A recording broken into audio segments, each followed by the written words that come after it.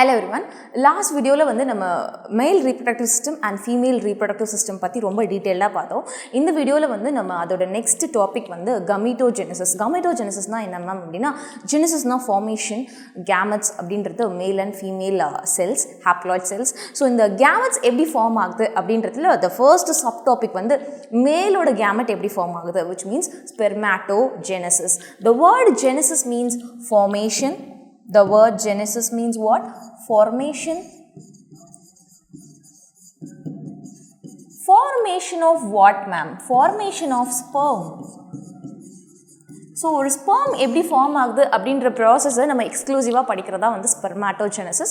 So, here we are going to discuss the formation of sperms. So, அதில் 3 subtopics இருக்குது. The first subtopic வந்து formation of spermatid. அப்போ அதை நம்ம என்னன்னு சொல்லலாம்? Spermatogenesis. Second process வந்து பார்த்தீங்கன்னா Spermiogenesis. Third process வந்து Permeation. இந்த மூணுமே வந்து subtopics of spermatogenesis. அதில் first spermatogenesisல 3 subtopics இருக்குது. First one வந்து multiplication phase. Second one growth and the third one is maturation. இது என்னது ma'am? Multiplication, maturation, growth அப்படினா see here.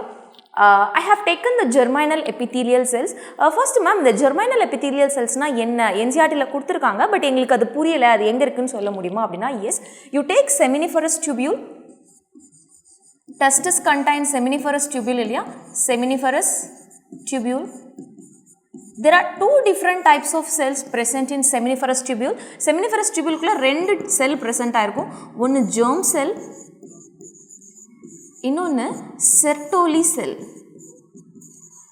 இது வந்து inside the seminiferous tubule. நான் ஏன் இதை ஸ்ட்ரெஸ் பண்ணுறேன் மேம், ஏன் inside சொல்கிறீங்க அப்படின்னா, because outside the seminiferous tubule கூட சில cells present ஆயிருக்கு. Outside the seminiferous tubule present ஆயிருக்க செல்லுக்கு பேர் Leydig cells. ஓகே, இப்போ இந்த germ cell தான் நான் இங்கே வரைஞ்சிருக்கேன். இந்த germ cellோட ஃபங்க்ஷன் என்னென்னா நம்ம அதை பற்றி தான் படிக்க போகிறோம். ஏன்னா germ cell தான் என்னவா கன்வெர்ட் ஆகும்னா sperm cells. மேல் கேமெட்ஸ் அப்படின்னு சொல்லக்கூடிய ஸ்பெர்ம்ஸை ப்ரொடியூஸ் பண்ணுற செல்ஸ் வந்து germ cells. இப்போ இந்த ஸ்பெர்முக்கு வந்து ஒரு நர்ஸ் மாதிரி ஆக்ட் பண்ணுறது, நரிஷ்மெண்ட் கொடுக்கறதுனால இதை வந்து இந்த செர்டோலி செல்லை நம்ம என்னென்னு சொல்கிறோம்? ஸ்பெர்ம் செல், நர்ஸ் செல்ஸ் அப்படின்னு சொல்கிறோம். ஏன் அப்படின்னா ஸ்பெர்முக்கு தேவையான நரிஷ்மெண்ட் ஃபுட்டுன்னு கூட சொல்லலாம், அதை கொடுக்கறதுனால அதை வந்து நம்ம நர்ஸ் செல்ஸ் அப்படின்னு சொல்கிறோம். இப்போ இந்த லேடிக் செல்ஸ் என்ன பண்ணும் அப்படின்னா, they produce the hormones called androgens. Androgensனா என்ன மேம்? மேல் sex hormones. Okay, so these are all the 3 different types of cells. இதில் நம்ம இன்னைக்கு நம்மளோட டிஸ்கஷனுக்காக நம்ம எடுத்துக்கிறது இந்த செல் germ cells மட்டும்தான். ஓகே, இப்போ இந்த germ cellsல இந்த மாதிரி seminiferous tubuleோட லைனில் வந்து இந்த மாதிரி நிறைய germ cells இருக்கும். அதில் ஏதாவது ஒரு germ cell வந்து நம்ம எடுத்துகிட்டு நம்ம வந்து டீட்டெயிலாக பார்க்க போகிறோம். ஸோ இந்த ஒரு germ cell நீங்கள் எடுத்துக்கிறீங்க. let us take this germ cell. Okay, now this germ cell will undergo a equational division called mitosis. ரெண்டு டைப் ஆஃப் டிவிஷன் இருக்கு, mitosis, meiosis. mitosis அப்படின்றது ஈக்குவலாக டிவைட் ஆகிறது. ஈக்குவலாக டிவைட் ஆகிறதுனா என்ன மேம் அப்படின்னா, இப்போ நம்மளோட ஒரு பாடி செல்லையும் நமக்கு வந்து 46 குரோமோசோம்ஸ் இருக்கும். இந்த 46 குரோமோசோம்ஸை நம்ம இன்னொரு செல்லுக்கு ஈக்குவலாக அதே மாதிரி 46 குரோமோசோம்ஸை நம்ம வந்து சேமாக கட் பண்ணி கொடுத்தோம் அப்படின்னா, அதாவது ரெப்ளிகேட் பண்ணி இன்னொரு செல்லுக்கு 46 இன்னொரு செல்லுக்கு 46 கொடுத்தோம்னா அது மைட்டோசிஸ். அதுவே நம்ம கிட்ட இருக்க 46 குரோமோசோம்ஸை ஈக்குவலாக கட் பண்ணி 23 குரோமோசோம் 23 குரோமோசோம் அப்படின்னு சொல்லிட்டு ரெடியூஸ் பண்ணி கொடுத்தோம்னா அது வந்து மியோசிஸ். இதில் ஃபர்ஸ்ட் நடக்கிற டிவிஷன் வந்து mitosis, equational division, which means இந்த செல்லோட ப்ளாய்டி வந்து 2n. ஸோ 2nல இருந்து நமக்கு 2 2n cells ப்ரொடியூஸ் ஆகுது. First mitotic division, second mitotic division. இந்த மாதிரி மைட்டோட்டிக் டிவிஷன்ஸ் வந்து they will be continuing. Okay, இந்த மைட்டோட்டிக் டிவிஷன் ஃபேஸ் தான் நம்ம என்னன்னு சொல்கிறோம்? from here to here it is called a multiplication phase. Okay, so இந்த மல்டிப்ளிகேஷன் ஃபேஸில் வந்து மைட்டோசிஸ் அப்படின்ற டிவிஷன் நடந்திருக்கு. இதில் 4 டைப் ஆஃப் செல்ஸ் ப்ரொடியூஸ் ஆயிருக்கு இல்லையா? அதில் இந்த ஃபர்ஸ்ட் குரூப் ஆஃப் செல்ஸை நம்ம வந்து டைப் ஏ செல்ஸ்ன்னு சொல்கிறோம். டைப் ஏ செல்ஸ் ஏன் அப்படின்னா இந்த செல்ஸ் வந்து ஸ்டெம் செல்ஸாக ஆக்ட் பண்ணும். ஸ்டெம் செல்ஸ் அப்படின்னா என்ன?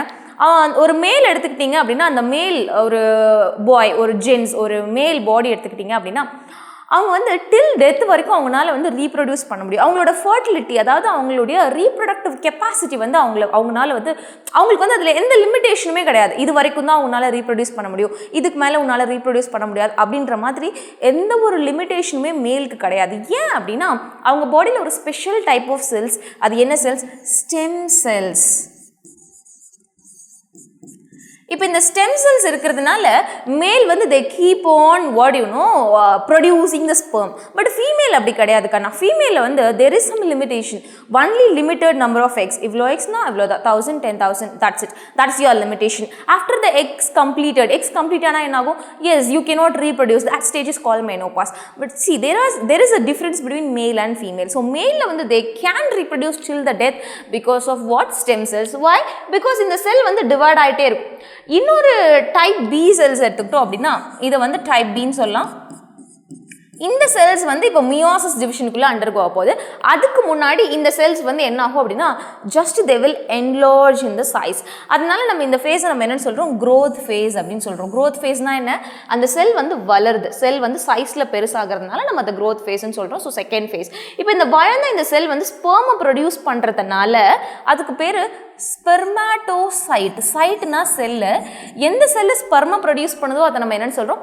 primary spermatocyte. இப்போ இது வந்து முதல் தடவையாக ஃபர்ஸ்ட் டைம் மியோசிஸ் 1 மியோட்டிக் 1 டிவிஷனுக்கு அண்டர்கோச்சுன்னா 2 haploid cells. See, first time from the 2n we are getting what?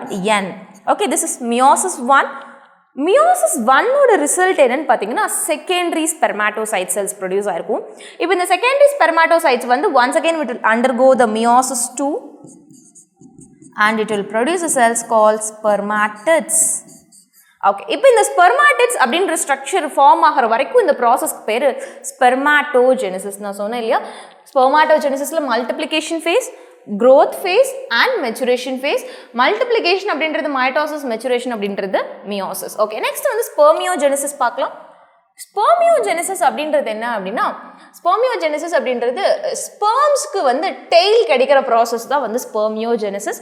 So ஸ்பெர்மாட்டிட் cells பாருங்கள், இங்கே இருக்கிற அந்த 4 மேம் ஏன் மேம் 4 செல் வரைஞ்சிருக்கீங்க அப்படின்னா, மியோசிஸோட ப்ராடக்ட் வந்து 4. ஒரு செல் எடுத்துக்கிட்டு, ஒரு பேரண்ட் செல் எடுத்துக்கிட்டு அதை மியோசிஸ் டிவிஷனுக்கு நம்ம சப்ஜெக்ட் பண்ணோம்னா அதுக்கு நம்ம கிடைக்கிற ப்ராடக்ட்ஸ் வந்து 4 ப்ராடக்ட்ஸ் கிடைக்கும். அப்போ மைட்டோசிஸ்க்கு எத்தனை ப்ராடக்ட் கிடைக்கும்? Mitosis will get only 2 products. Okay, so meiosis நடந்ததுனால 4 செல்ஸ் நமக்கு கிடைச்சிருக்கு. இந்த 4 செல்ஸுமே டெய்ல் அக்வயர் பண்ணுற ப்ராசஸ் தான் என்னது? ஸ்பெர்மியோஜெனிசிஸ். ஓகே, இப்போ அதுக்கு அடுத்த ஸ்டெப் வந்து ஸ்பெர்மியேஷன். ஸ்பெர்மியேஷன்னா என்ன? ஸ்பெர்மியேஷன்னா ஸ்பெர்ம் ரிலீஸ் ஆகிற ப்ராசஸ். மேம் அப்படின்னா அது யாராவது அடைச்சி வச்சுருந்தாங்களா? அது ஏன் ரிலீஸ் ஆகணும், ஸ்பெர்ம் ஏன் ரிலீஸ் ஆகணும் அப்படின்ற ஒரு கொஸ்டின் நம்மளோட பிரெயினுக்கு ஆட்டோமேட்டிக்காக வரும் இல்லையா? Yes, sperms are attached. அது அட்டாச் ஆயிருக்கு. யாரோட அட்டாச் ஆயிருக்கு அப்படின்னா செர்டோலி செல்ஸோட அட்டாச் ஆயிருந்திருக்கு. அந்த அட்டாச்மெண்ட்லேருந்து அப்படியே ஸ்பெர்ம் ரிலீஸ் ஆகி ஃப்ரீயாக செமினிஃபெரஸ் டியூபிள்குள்ளே மூவ் ஆகிற ப்ராசஸ் தான் ஸ்பெர்மியேஷன். ஸ்பெர்மியேஷன்னா என்ன? The process of release of sperm. ஏன் ரிலீஸ் ஆகணும்? Because they are attached. Where they are attached to Sertoli cells. The process of release of sperm from Sertoli cells is called what? Spermiation. These 3 processes are the important in the sperm production. So how the sperm is produced and how the sperm is released from the seminiferous tubule. In the next video I'll be discussing the structure of human sperm.